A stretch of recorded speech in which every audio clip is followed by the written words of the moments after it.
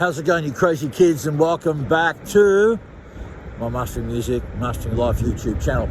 For those of you new here, my name's Tony Mads.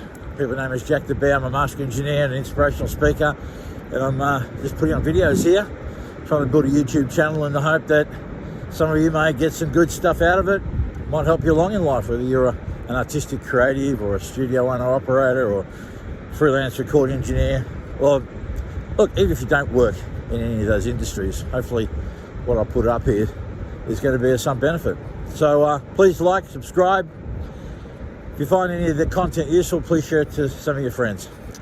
All right, so today we're going to talk about times in life when things don't go your way, but even if they don't, somehow they end up working out all right for the best. And we all would remember the Rolling Stones song where they say, you can't always get what you want, but if you try sometimes, you might find you get what you need. And no story that I can come up with right now in my life illustrates this better than the time I was working commercial radio in Melbourne at Triple M. I was an on-air announcer in a floating shift for the better part of the 90s. And at the time I was newly married, young son, but mother and baby on the way, and I've been working there for quite some time, and I've been vying for full-time work. Now, unlike a lot of other people who were positioned at the station, I came in as an outsider. I hadn't had any radio experience as such in a commercial context in Australia, like all my other colleagues. But I was trying to get, I had my foot in the door, and I wanted to find a way of making it concrete. I worked extremely hard. I took on every shift you could imagine, all the shifts that other people wouldn't want to do. I was doing mid-dawns for years. I was doing all kinds of stuff in a way to show loyalty and my worth and my value.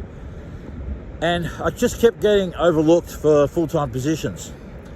All these people were coming in, going out, coming in, going out. I was getting really annoyed at this.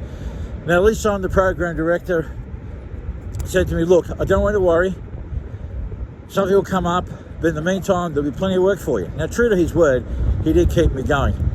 In fact, I can safely say if it wasn't for those years of working at Triple M, I wouldn't have been able to build the studio that I built today, because that's what I was doing concurrently while I was at the studio. The money I was making there was basically keeping my rent paid while I was trying to build a business. And they were aware I was doing this, and they were very supportive of it. But anyway, I kept getting overlooked. I was getting really frustrated because I just wanted security. I just wanted to have that regular paycheck. Even though I had regular work, I just wanted all the benefits that came along with it. Holiday pay, sick pay, all the good stuff. Anyway, out of frustration, I was talking to one of my colleagues, Tim Simon. He's a program, he was a production manager at the time. And I said, Tim, what's going on here, buddy? I'm doing everything I can possibly do, and I just get overlooked all the time. I'm getting extremely frustrated with it all. And he said to me, mate, Lee loves you. And I said, what do you mean Lee loves you? How can Lee love me? How can he love me that much if I'm being so committed, so dedicated, doing everything that most people wouldn't want to do? I mean, how am I not being rewarded? He said, you are being rewarded, mate. He said, listen, I don't know if you know this, but if Lee was to give you a full-time job here, you'd be out of his control at that point.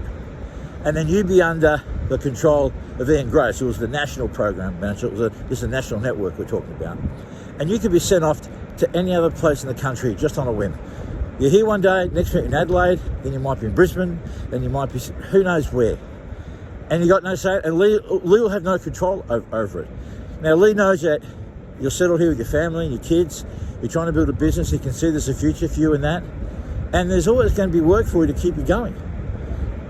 So when I sat down and thought about it, it just made a lot of sense. And then all of a sudden, all my frustration went away, and I started feeling gratitude for the fact that I hadn't been given a full-time job at the station, which allowed me to, as I said, build up some bank, build up the business, buy equipment. And at the time when the station was going through its corporate takeovers, I was one of the people that was ousted out along with so many other people during the disaster that it was. And fortunately, I had built a little business at home, studio, that was keeping my rent paid, and I built on from there. So, I didn't have the foresight and the vision. You see, life is a non-linear experience, and we're trying to decode it with a linear mind. You know, sometimes our logic will tell us certain things, and we may be right in that thinking, but the reality is it's not. And so we think when things aren't going our way, maybe there's something else going on behind the scenes that we're unaware of, or we're not thinking about, because again, we're using logic. Things that are going on that are actually going to be to our benefit. So I hope that was helpful. Maybe you're going through a situation right now that's not going well. Who knows? Maybe something better is on its way. As my mentor Peter Sage used to say, the setbacks of life are like the disappointments are the wrapping paper that the universe provides in a gift that is yet to be revealed. Anyway, that's all I got for you crazy kids. Have yourselves a good one. Please remember, be nice to each other, but more importantly, be nice to yourselves. I do love you crazy kids. And I'll see you in another video. Mwah.